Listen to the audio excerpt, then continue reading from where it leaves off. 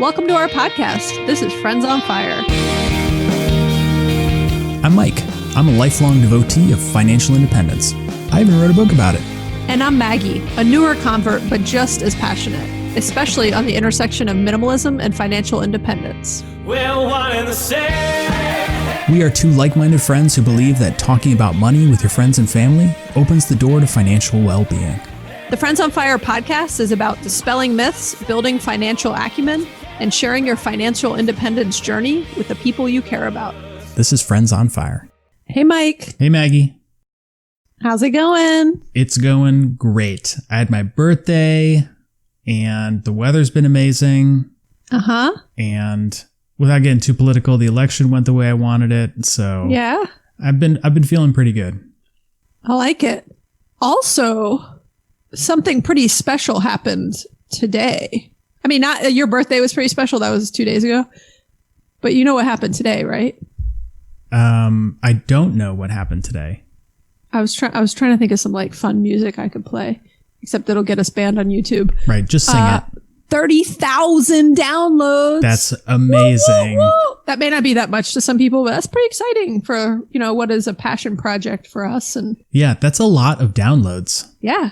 And I mean, I'm probably like 25,000 of them because I'm just joking. But it's very exciting to, I think for us, as long as a reasonable amount of people are listening and finding value from what we are sharing, it is worth our time and commitment. And yeah, it's exciting to be essentially 10 months or God, I cannot believe it's November already, 11 months into this and have 30,000 downloads. So that's progress considering the amount of time we put into this and all that. So. Yeah, definitely. All right. Yeah. Zoom high five. High five. Nice. So Maggie, switching gears a little bit, I have some positive feedback for you, which I know you love to hear when it's about you. Okay. So we were talking about rental properties, my rental property that I just bought in Atlanta. And you have had one in the US for a few years now, and you provided some really good feedback because at that point when we recorded that episode, I had not yet listed it and we had not yet rented it. So we have found renters, and you said two things, which I did not agree with, but decided to raise to Liz because I could see the value in it. And then she took my side, right? And then she took your side. She's a smart woman. And then both of you proved me absolutely wrong. So the two pieces of feedback were we should definitely list it now. Yeah. Pre-renovations. Yeah. And you said people can use their imaginations. And we didn't even show pictures of it. We just said bathrooms being renovated, kitchens being renovated.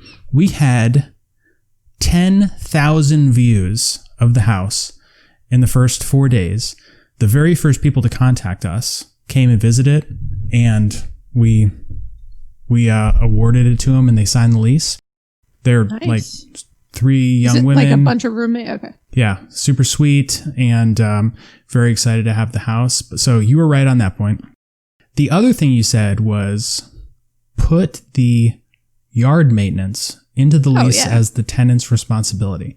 And I was thinking at it from a economic perspective where people would add that into the cost and evaluate the decision that way. And that's not the case. You're way more, you think through all those details and would no, most people don't. They're just like, the rent's that. I'll figure out the rest later. Yeah. So we were going to spend, $150 a month to have the landscape taken care of. And now it's $0.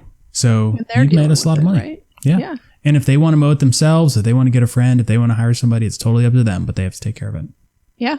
And if they don't take care of it and things get really overgrown and crazy when they move out, it's in your lease, you can take that out of the deposit if you have to do some crazy maintenance. That is awesome. I think I told you, even when I was pushing the idea of posting our property, because our property had someone in it for 8 years straight. So we kind of forgot about it. They were super low maintenance. We had a property management company. And when they suddenly gave us notice, we were like, we got to deal with this. And I was super hands-on with it. And had not been. It was my husband's first home. And so it was kind of his deal. I never really got involved in it. But I can't not get involved in things. So as soon as they were moving out, I was like, I'm taking this thing over. And the property management dude, who we ended up severing ties with, he was very nice, but we just didn't want to spend the money anymore. He was adamant that we could not post it until we had finished some renovations and that the people had fully moved out. And then I'm like, but we're going to lose like months of thousands of dollars. And I was like, what's the harm? And at the time you could post stuff on Zillow for free. They recently started charging in the past like 6 months. And I was like, what's the harm? I'm going to give it a shot. And I think renting is very different from buying a home. Like buying a home, people constantly can't use their imagination, and it's like you need to stage it. You need to get it looking really nice. Yeah, that's funny. But I think the bar for renting is much lower. Like this is not their forever home. Like they're not super invested in which color tile you're selecting, as long as they know it's going to be a nice new, modern, fresh bathroom, etc. So that's awesome, especially the type of rental you have where you're like in town. It was going to be a bunch of younger people, all rooming together likely versus like a family. So congrats. And thanks for the compliment. I was pretty adamant that that's the right path. So I'm glad that I can now say that it successfully worked for 2 people. So it's a fact. Yeah. You give great advice on rental properties. Thanks. Thank you. I meant to also tell you should get them to sign a 2-year lease, which maybe it's too late. They already signed. Well, also maybe like younger people. And we had like a family in ours and they did not mind doing it with an automatic clause. Did you take my clause about the rent increasing every year? Oh yeah. We took your whole lease. Oh no, I put a lot of time into that lease, so I'm glad it's getting some extra. Yeah, we even kept the part that said if you have any problems with your property, contact Maggie Tucker. That's awesome. Great. I'm sure it sounds like these nice girls are going to call me and be like, the toilet's clogged. Right. You're the property manager now. Thanks, Maggie. Great. Okay. Well, congrats. That's very exciting. In honor of your recent birthday, Mike, how old are you? I'm 38. Wow. 2 more years till you're 40. Such a baby. I know. Such a young pup. So in honor of your birthday, we're going to talk about a topic today that you are very passionate about and have literally been talking about doing since the beginning of when we started this podcast. You were like, we're going to do an episode on Black Friday, and you were so excited about it. You got a lot to share on this topic. So I thought it would be fitting that right after your birthday weekend, we get to do a topic of your choice and your passion. Well, thank you. I am very passionate about Black Friday, and it's a big surprise for people because whenever this topic comes up around the office, people are like, oh, I'm sure you don't care about Black Friday at all. And I'm like, actually, I love it. And here's why. And then I go into some whole spiel about how I love to take advantage of the shopping experience. Yeah. So dig in, what is Black Friday and why do you love it so much? All right. Black Friday, in case you are listening and you are not American or don't understand what's happened in the past 50 years. Or live under a rock or something. Live under the rock. If you Not the rock. It would be kind of cool to live under the rock because Right. I'm a big fan of the rock. And you've got a new tequila business, so that would be a nice place to hang out. Yes, if you're living under a rock, not rock. under Dwayne Johnson, the rock.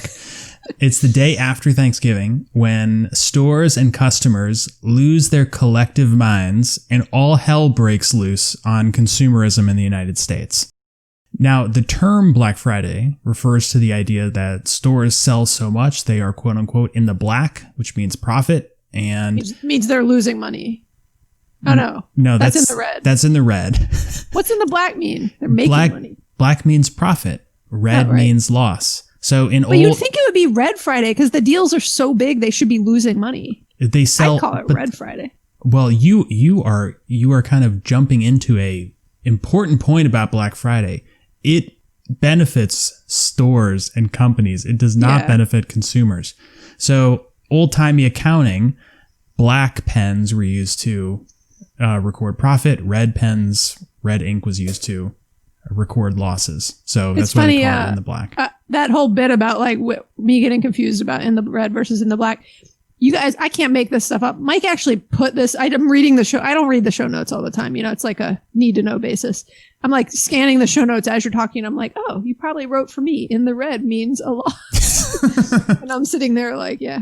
But really, maybe we'll call it Red Friday. I'm going to start a new trend. No, it is Black Friday. Why don't you let me handle my own notes, Maggie? Okay. Go ahead. And so something that's pretty new to Black Friday would be Cyber Monday. So with online retailers, just to add another opportunity for people to lose their minds over spending money. The Monday following Thanksgiving, all these online retailers have all their cyber deals. And in many ways, this has become a better opportunity for shopping as people kind of grow weary of actually going to stores and buying things. And then, of course, it isn't just one day or 2 days. It is the entire month. I mean, Black Friday has just become synonymous with fall sale, essentially. So it is a huge deal for America. This past weekend, I just saw the Target circular ad or whatever it's called. And it was saying, I don't remember how they said it, but they were like, instead of just one day, we're making a whole month of deals. And I was like, oh gosh, I can't deal with this. It's like overwhelming. So their Black Friday stuff has already started. There's like new deals every Thursday through Saturday for the whole month of November. Mm-hmm. And they, it'll suck you in. It's probably, like you said, it works for them, which is why they do it. Right. And they make a lot of money off this. So we'll get into how you deal with that. There's a couple reasons that I'm really passionate about it. The first reason is that it is a family event for me.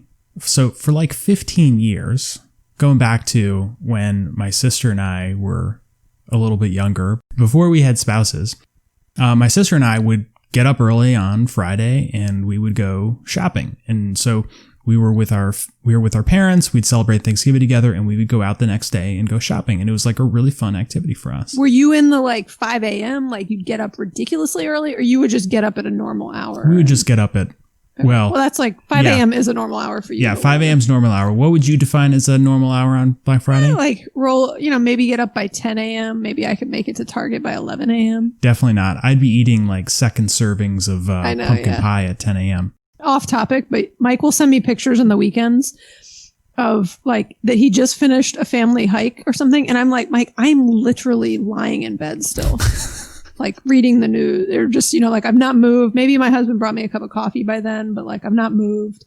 It'll be 10 o'clock and you're done with a hike and it's an hour away from Atlanta. And I'm like, whoa, you've gotten a whole day in and I'm just getting going. Okay, back to Black Friday. All right. So my sister and I used to go out, and then when we met our significant others and they started joining us for Thanksgiving, we started going out together, and then our kids started joining us, and we have the same routine. We wake up pretty early. We go to Starbucks and get our fancy Christmas coffees. I like, mochas. Kids like hot chocolates. So first stop. Is that like the only time you go to Starbucks every year? No, I go like once or twice other times. A year or like a month? Or I'm just curious. I rarely ever go to Starbucks. I don't know, maybe like every other month I go. Okay. It's very infrequent. And now that we're not in the office, it's probably like once every 6 months. I hadn't been to Starbucks in a really long time, and you can get basically a vegan milkshake there because you can get like a vegan chocolate frappuccino, and it's pretty good. They'll do it with soy milk. It's nice. I hadn't gone in probably 6+ months. And I got one this weekend. It was $7. It was $6.43. It's ridiculous. It was ridiculous. I was like, this is just insane. I'm off topic for the gazillionth time. I need to finish my intro about Black Friday. Anyway, it's been this whole evolution about how we make it a family trip and we do the same kind of things, and then we go shopping and maybe we take advantage of some sales. But it's never solely been about shopping. It's really been the family experience.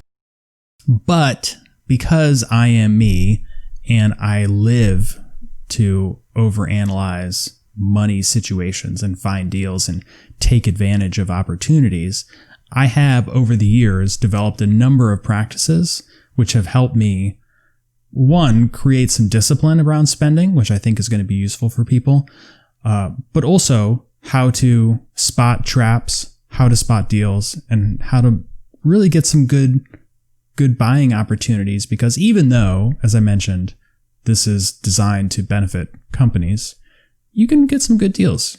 So you don't just get up, go get your Starbucks, hang out with your family and just wing it and just sort of like peruse different stores. You got like a plan.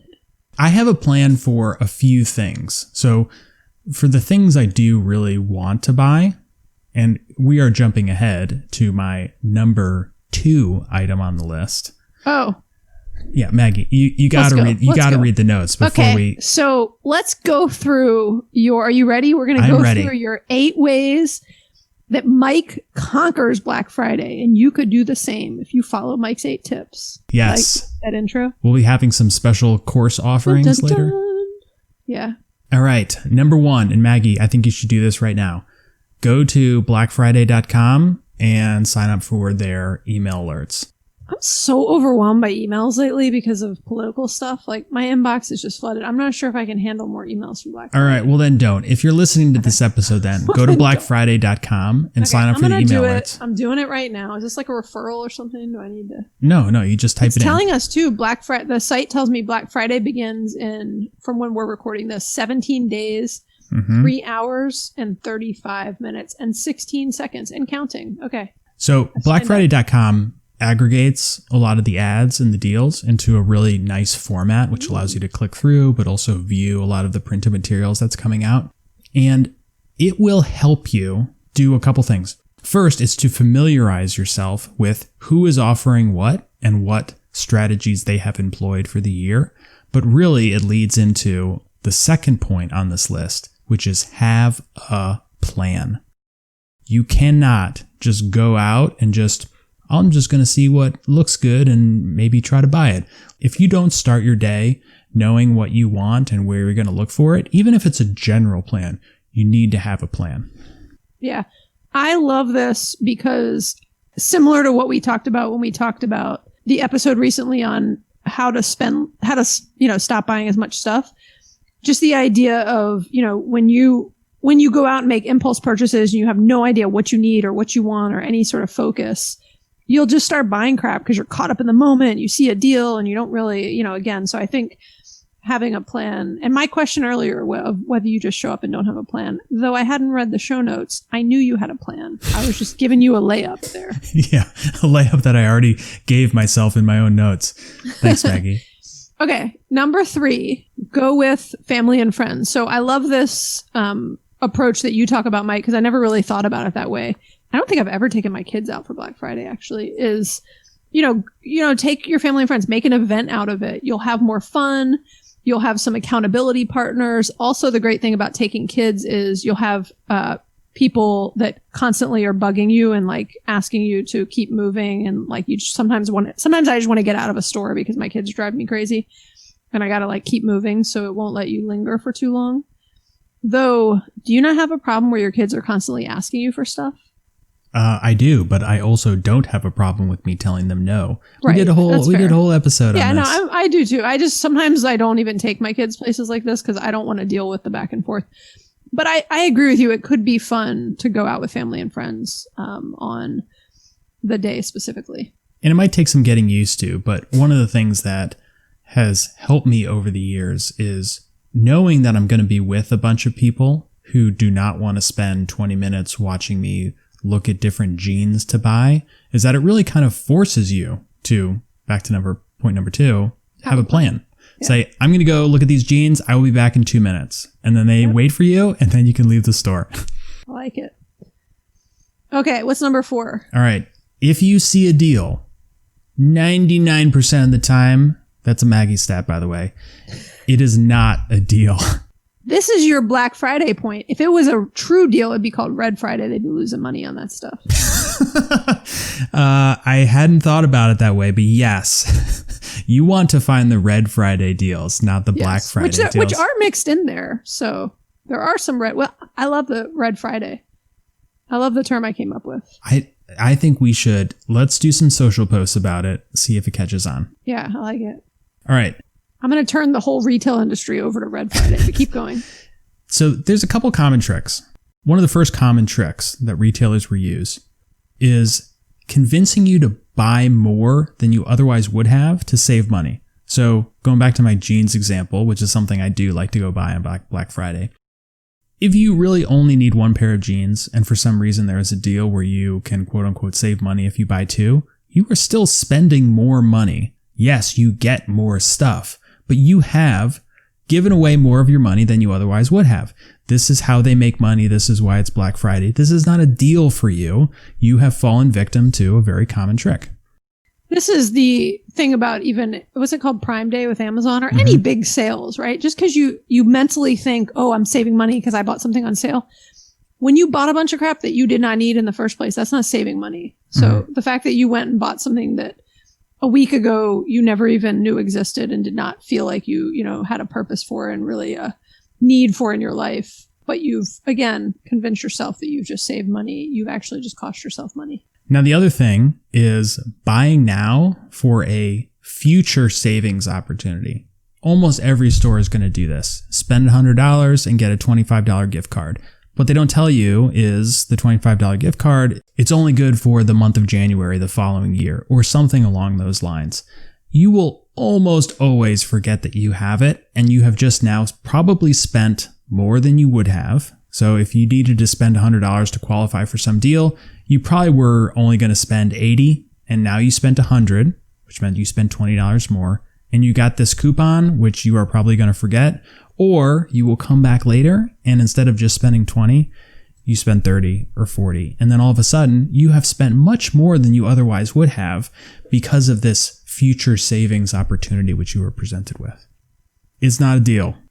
Yeah. This is a lesson outside of just Black Friday. You should take this lesson into, everything related to sales in your life. Red every day. Red every day. Red day. Tip number 5 is to familiarize yourself with a lot of the tactics that we've just talked about for all of your different purchases throughout the year that you don't need immediately. So we did a whole episode on wants versus needs. There's a lot of things you want and don't really necessarily need right now. And you could use Black Friday as a bit of a treat to say, hey, I'm going to wait until Black Friday.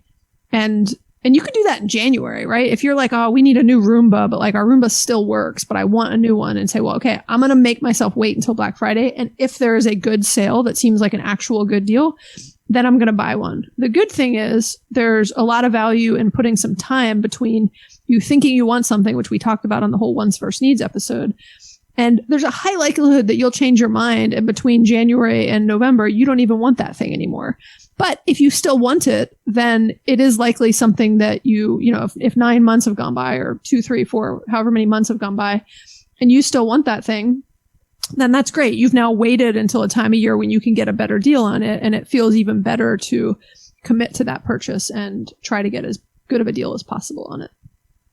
And I think this is going to sound hard to people, but it really can be much easier than you think. If you can put a week or a month in between the idea to purchase something and then actually purchasing it, it's not too much of a stretch to wait 3 or 4 or 5 months. If you just get in the habit of kind of postponing your purchases, you will be able to find some really good deals, and you will be absolutely sure it's something you want. Now, number 6, ignore doorbusters. So everybody loves these doorbusters ideas. And the way that retailers do this is that they pick something, usually something that they have a ton of inventory of, or something that they're getting some kickbacks from the manufacturers, think like TVs. And they will put it so ridiculously low in price that it forces everybody to show up early. And they never have enough quantity. It is really just a gimmick to get you in the door. It is usually low quality stuff. It is usually not something you want. And because if it was something that everybody really wanted and needed, they wouldn't need to have a doorbuster. They would just have it for sale all the time and people would be buying it. And if it is a really amazing deal, there's also some doorbusters where there's just such a tiny quantity of it. Like they're willing to let 10 TVs go at some crazy price just to get everybody in the door and to come to their store that day. It's funny. This is one I've not personally thought about a lot, Mike, but working in marketing myself, I should know better. And, there's always a catch, right? There's no such thing as just these like massively amazing deals.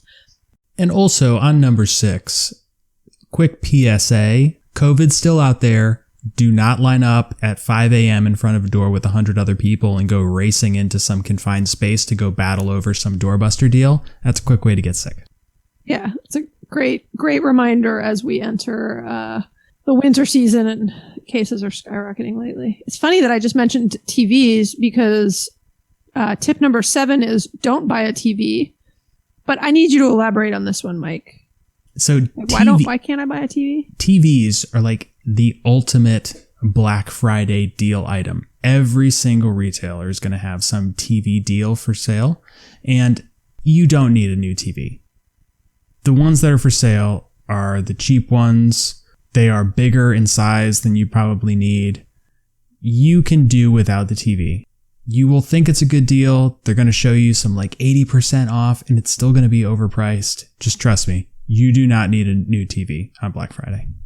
But what if you need a new TV? What if you're like, my TV's broken? It's a better time of year to buy it than typically, right? Or no? I mean, I get the don't be sucked into buying a TV, but what if you... You raise a very valid point, Maggie.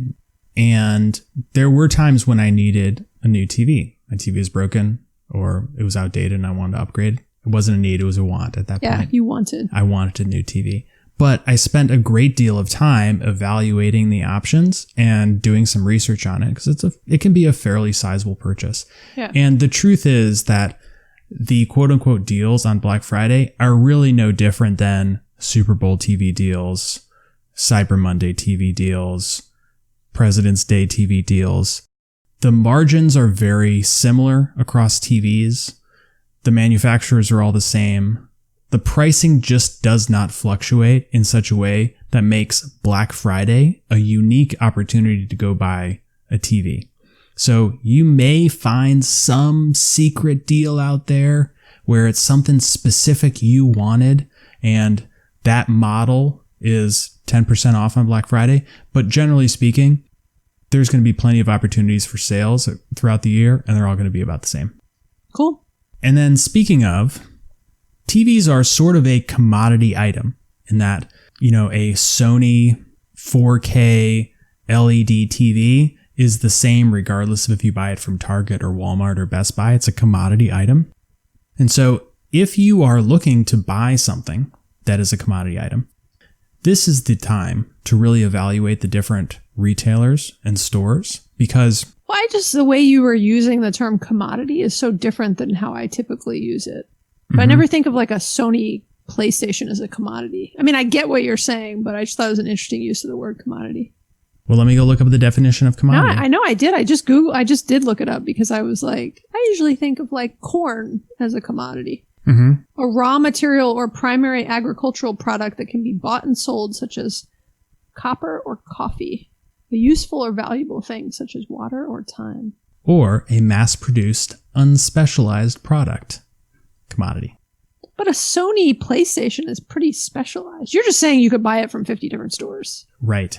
So regardless of where you buy it from, it is the exact same. And so I will always buy a new Xbox game in the fall because that's when the ones that I like typically come out.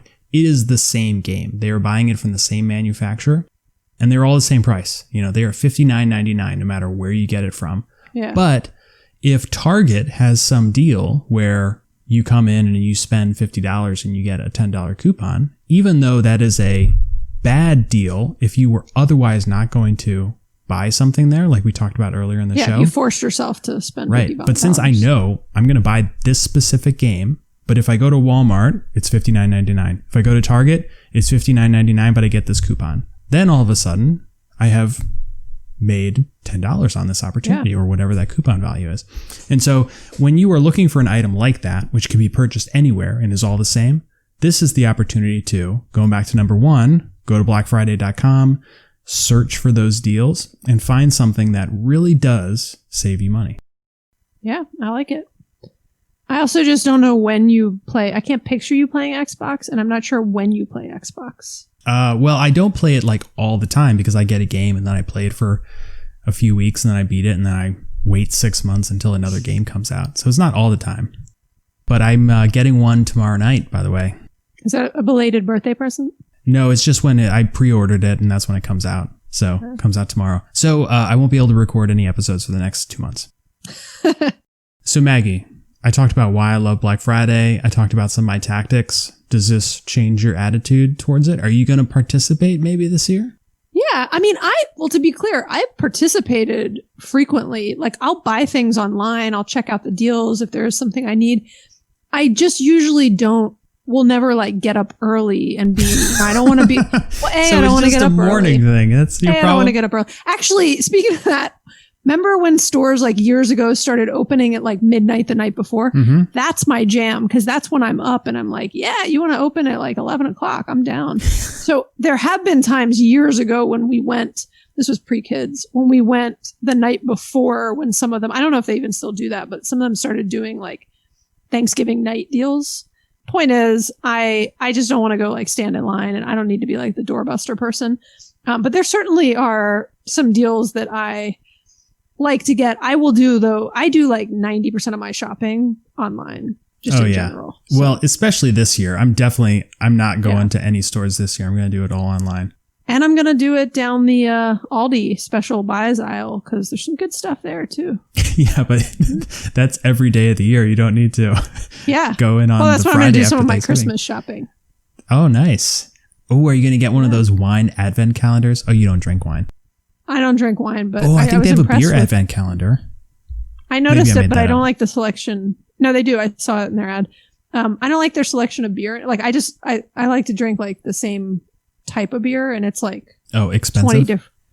No. It's just like 20 different types of beer, and I'm like, I want 2 of them, and then the other 18, I'm like, I don't want those. So why would I drop them off at my house? So you just want a beer advent calendar? Yes, I do. I did buy a chocolate advent calendar tonight, though. It's one of my the one for 99 cents. It's $1.39 this year. Inflation. What? It used to be $1, and Trader Joe's I think maybe still has them for $1. But at Aldi they were $1.39, and I was like, that's what outrageous. is going on? Because when I was a kid, I started that whole thing in my head. What, like 1 year ago they were 99 just when cents? when I was a kid, these things only cost 50 cents. Oh well, it's still a deal. Yeah. Okay, let's do a quick Mike's Minute on the Mic. All right, let's do it. What products are you in the market for this year for Black Friday? Ooh, good question. Honestly, there is nothing that I am planning on buying. There's one thing I'm going to evaluate, and that is a new solid state hard drive for my computer. I won't get into it. You won't know what I'm talking about. But I'm trying to see if they come down to kind of where my target price is. So I'm going to look, but I probably won't buy anything. Other than that, I'm not going to buy any new jeans, which is typically one of my go-to things. I'm not going to buy any more Where are you video going to wear games. jeans to, you know? Yeah, exactly. Maybe Yeah. if some sweatpants are on sale, like I'm down for that. Yeah, I actually exactly. just bought a pair of sweatpants with my REI dividend. Nice. Really excited. Viore. You ever have any Viore clothes? No? Oh my God, it's like my favorite brand. It's just like really soft. You got to look them up.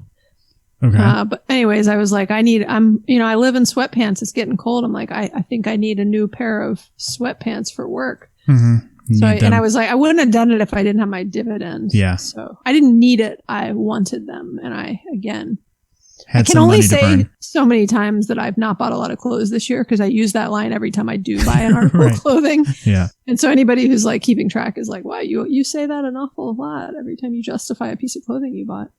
Okay. Cool. So I like that you just did all these tips on Black Friday, and then I'm like, what are you going to get this year? And you're like, oh, nothing. Yeah. Maybe a liquid state hard drive. Solid state hard drive. That was my joke back. Oh, okay. For the other state that a hard drive could be in, I guess, would be liquid or gas. Gas state, maybe? No. Mental state. Okay. All right. Well, this was fun. Thank you for letting me talk about Black Friday. You're welcome. It is something that, even though I don't have any plans to buy anything, I still like looking at all the ads. I'm gonna, browse on Friday. I just probably won't buy anything. I like it. Well, just remember, this was my birthday present to you. So this was you're it. welcome. This was it. Oh, maybe there'll be something else. Who knows? So thanks for listening. If you've been challenged or inspired by what you've heard, please rate and review the show. You can also subscribe to make sure you never miss an episode. If you have any thoughts or questions, we would love to hear them. And you can leave us a voicemail or text us at 404-981-3370, or you can hit us up on Instagram or Facebook. If you have any Black Friday tips you want to share with us, feel free to text or call them in. We will definitely share them with our listeners on a future episode. All right. Thanks, okay. Maggie. Thanks, Mike. Bye. Bye.